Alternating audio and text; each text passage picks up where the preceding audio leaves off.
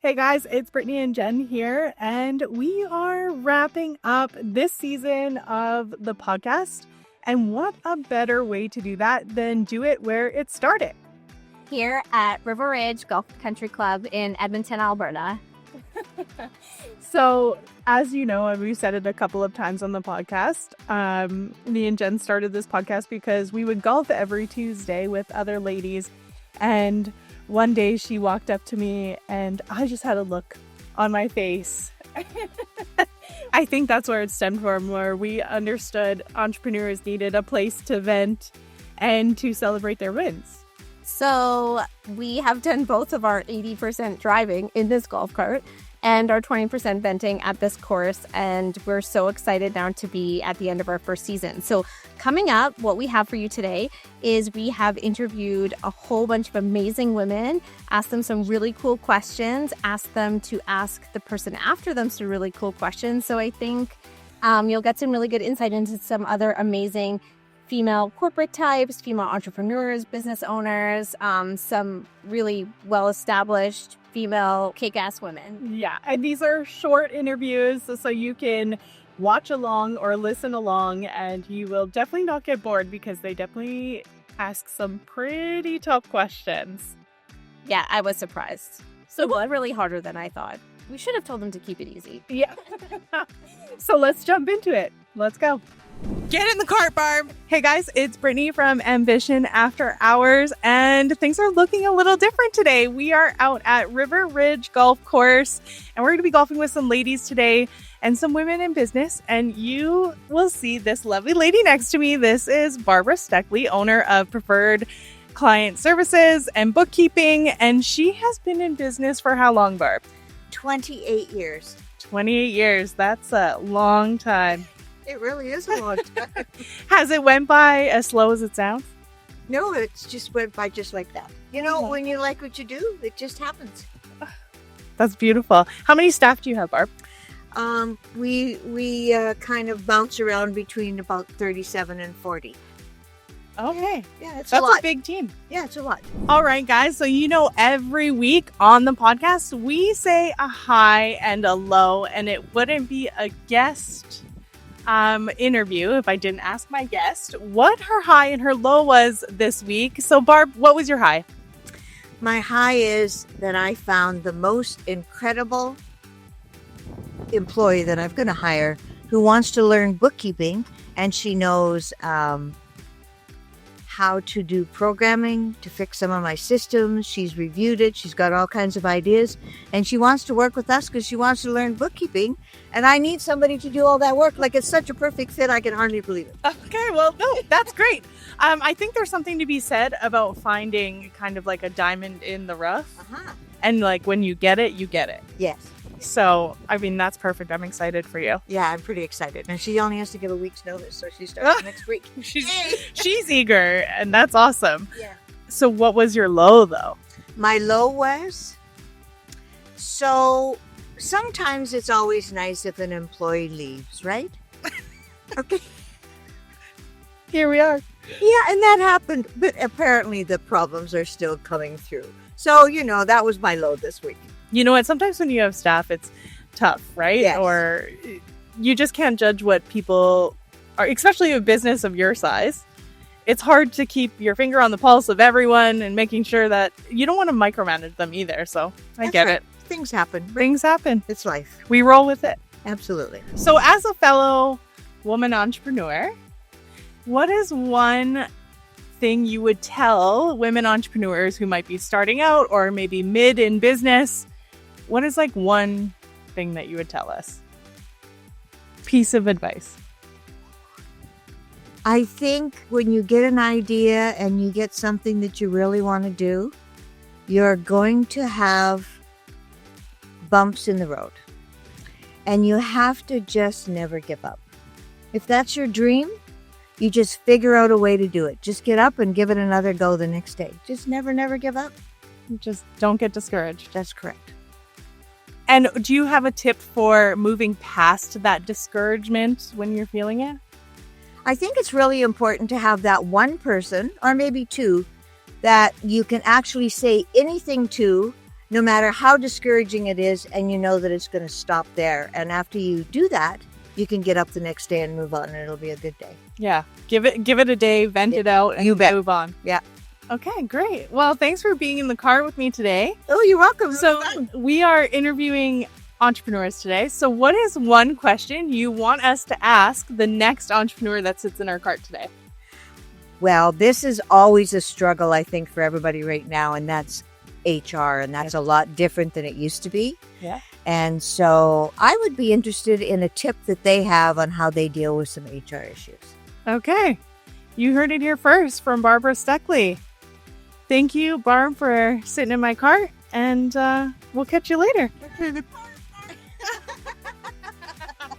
Continuing our Golf Cart Chronicles. And I have with me an awesome female professional. Her name is Maya, and she's a senior accounting manager. And so, like we do on Ambition After Hours, she's also a listener, which makes my heart happy. We always talk about a high and a low that we had, and it can be from any time period you want. So tell us about a high and a low you want to share with our listeners.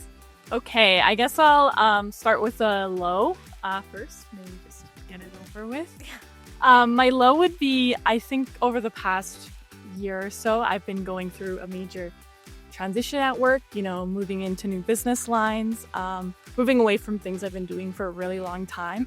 And even though it's what I wanted and I'm like happy for all the opportunities, I think like anytime with change, there's like nerves and like 100%. And even like losing like parts of your identity, it kind of feels like when you're someone who's like very into their work. So I would say the lows have been periods of like, where those like petty, unflattering feelings come in, even though it's what you're getting what you wanted. And yeah, so those have kind of been my low. And I had one of those this week.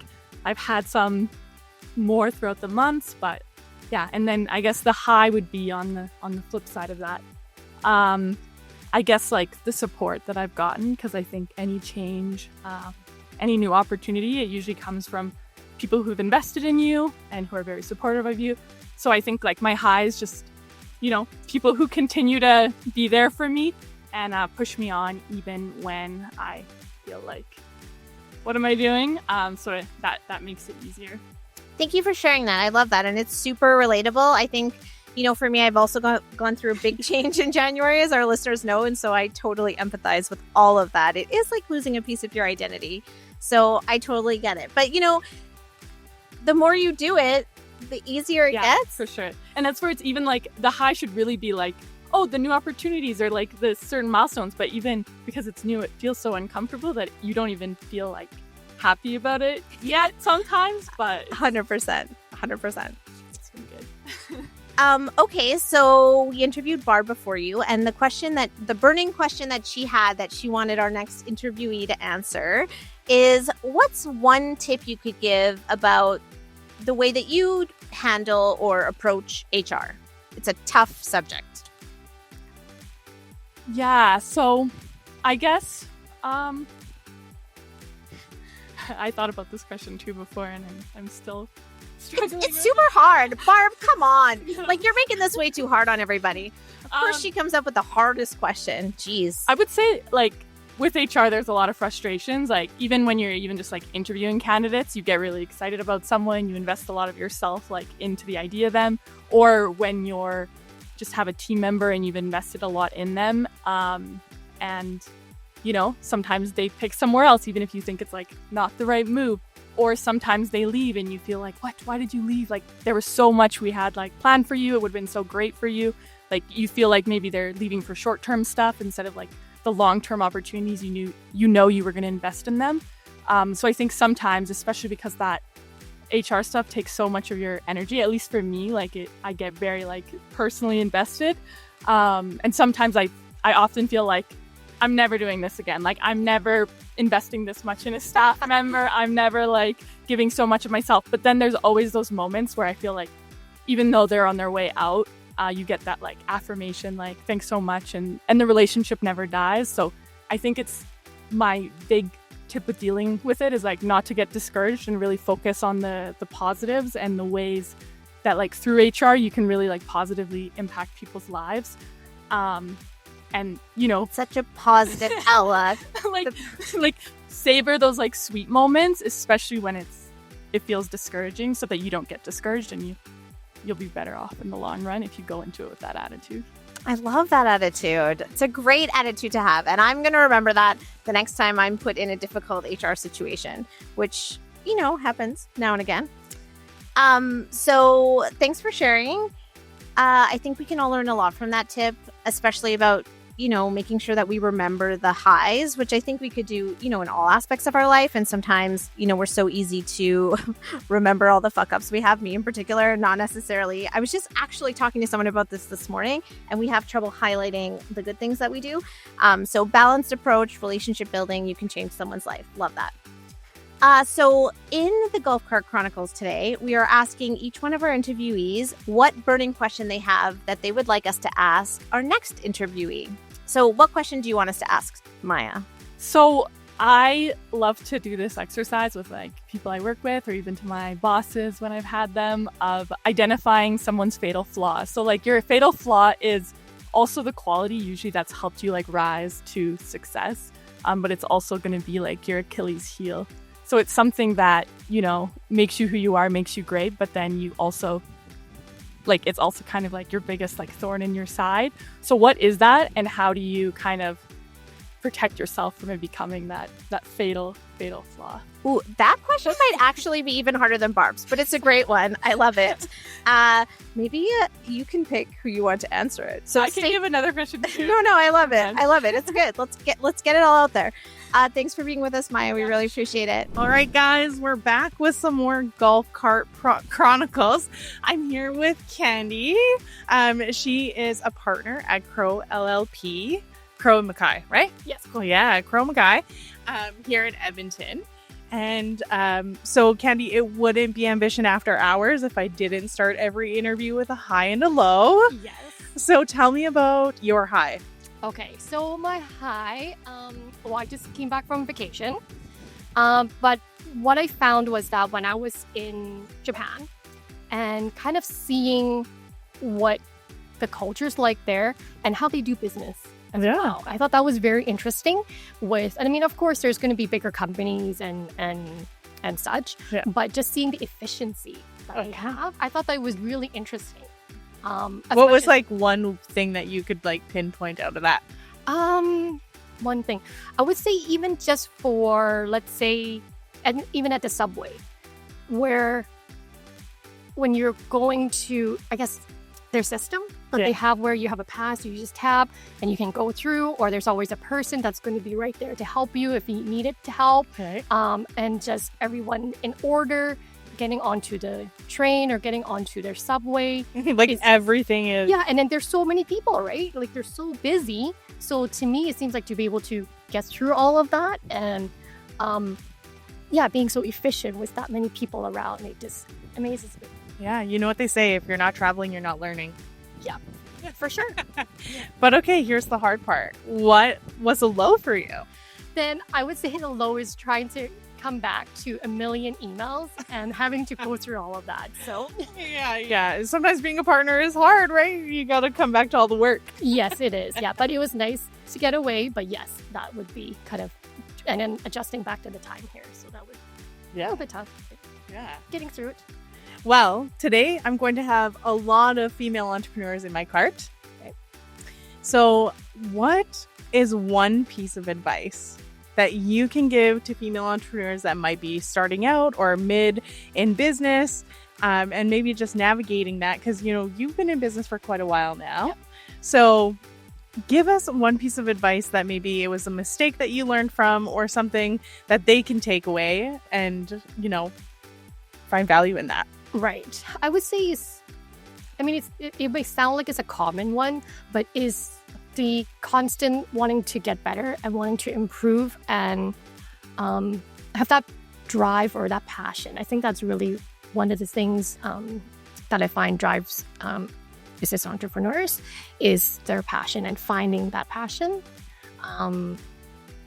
so that they can do what they wanted to be able to do. Yeah. And how did you know that, you were passionate about what you do? I think one of the things is where you don't get tired of it.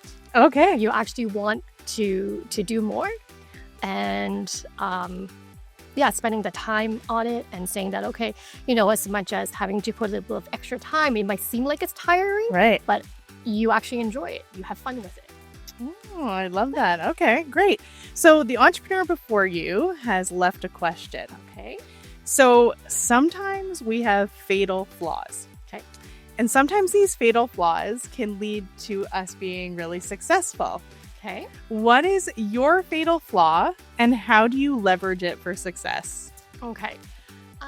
I would have to say being kind of a like a natural introvert, where it was really tough for me for public speaking wise, or just being in front of a crowd. I find that would be my biggest flaw. Okay. And by kind of dealing with it head on and just overcoming it, Right. then I think that's how I got to where I am today. Because if it wasn't for that, and in business and in entrepreneurship wise, you have to talk to people. Right. You have to be in front of crowds. So by doing that, I find, or being able to do that, led me to where I am today. If Right. it wasn't for that, I wouldn't be able to do all this right now. Oh, I love that. Amazing. And you're only scared to do something once Yes. and then you've done it and it's off your plate. Yeah. And sometimes it's the thinking part of it, right? In that, you're scared and you're thinking that you're scared of something, but once you do, and you're like, oh, it's actually not so bad. Yeah, exactly. Okay, so leave a question for the next entrepreneur after you. Okay. A question, let me see here, is how to find that balance between work and family. Okay. Yeah, because I find as female entrepreneurs, that's something that we have to deal with. Yeah. And yeah, seeing how others are doing it and getting more ideas, and seeing if there's other ways that we can make it work. Okay. And I mean, like your mom, do you have a tip for any moms that might be watching that are entrepreneurial? I would say setting limits or setting boundaries. Okay. I love a lot of things. Yeah, setting boundaries to say, and setting, a time to say, okay, this has to be the time that's for family. I find that would help for myself, but as well for my family as well, because then they know that, yes, this is the time that is with mom, or that is with, the family. Awesome. All right, Candy, thank you for coming on Ambition After Hours. Thank you. Bye, guys.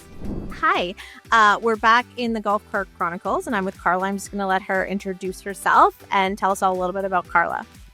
Hi, my name is Carla Williams. I am the owner and founder of Mavericks Business Strategies.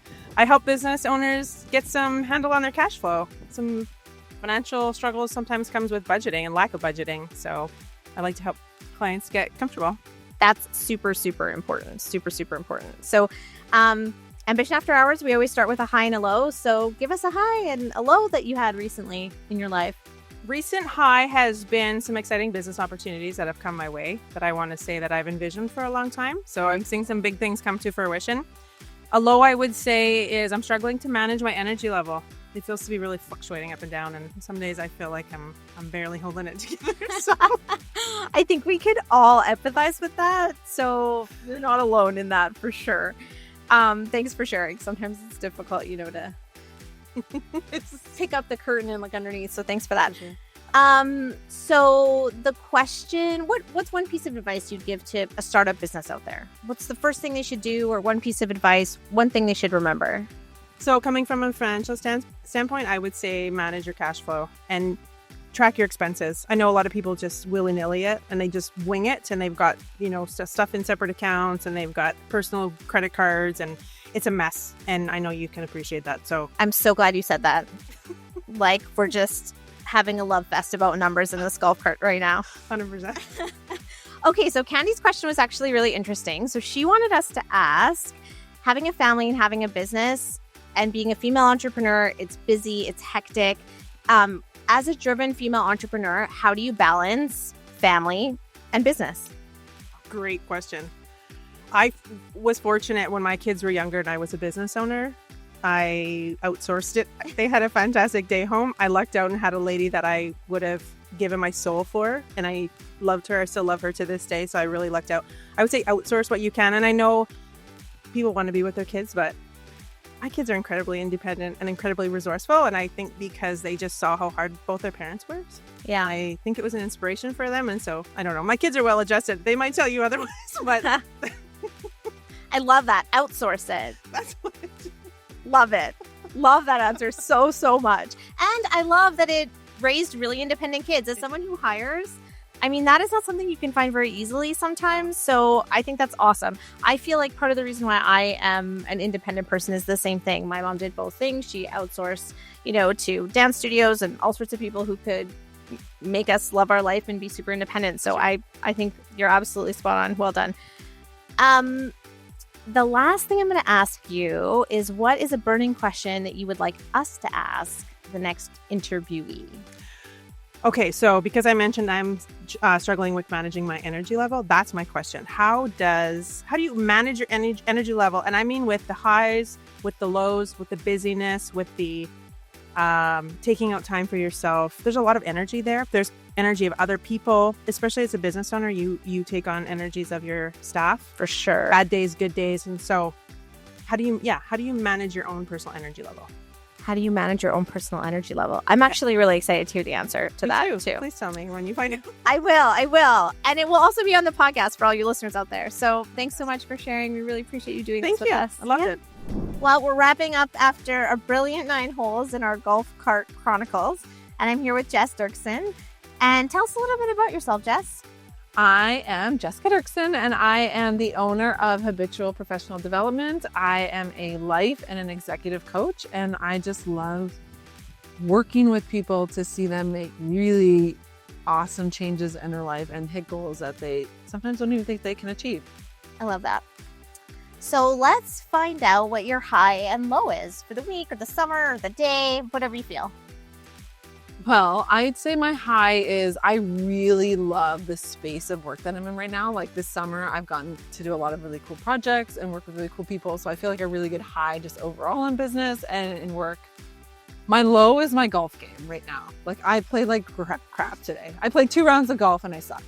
I mean, I feel like that's most of us. I dropped like 8 F-bombs and threatened to put my clubs on Facebook Marketplace like 6 times today. So let's just blame I'm going to throw them in the river. So if you need new clubs, North Saskatchewan's right there. Just like go down by the Devon side and they'll roll up on you pretty soon. They're nice clubs. They're very nice clubs. This is a true fact. Okay, so the question that comes to you from the female professional before you is, how do you manage your energy? She feels like, sometimes she's super up and then low and then has lots of energy and feels a bit frantic and then sometimes is tired. So like what tools do you have to kind of like smooth out and manage your energy level? Okay, that's a good question. I also think that's a really personal, we're all different, right? So I think it's really like knowing who you are, knowing your body. So for me personally, like to manage my energy, I'm going to, it's going to be around what I'm eating, like movement. So I know like if I'm really tired in the afternoon, if I go for a walk and get outside, that's going to help lift my energy. Some people, it's listening to a certain podcast, certain music. I also know like knowing what time of day you're really good at things. So if you know you have a lot of energy in the morning, you should use that to do a lot of harder things, right? And then as your energy gets depleted throughout the day, we'll look towards certain foods, moving your body. Sometimes it's taking a nap. Some people really thrive on these 20-minute naps. I'm not one of these people, I suck at napping, but some people really get good energy from doing that. So knowing what are the little things that give you energy. Maybe it's what you eat, maybe it's a movement, maybe it's a nap, maybe it's music, right? Putting that music on and dancing around, doing like 10 air squats or something crazy. Like what is it that's going to lift your energy? And it won't take long, but we're all going to be a little bit different. So I think it's just knowing what that is and what works for you. Trial and error is really important.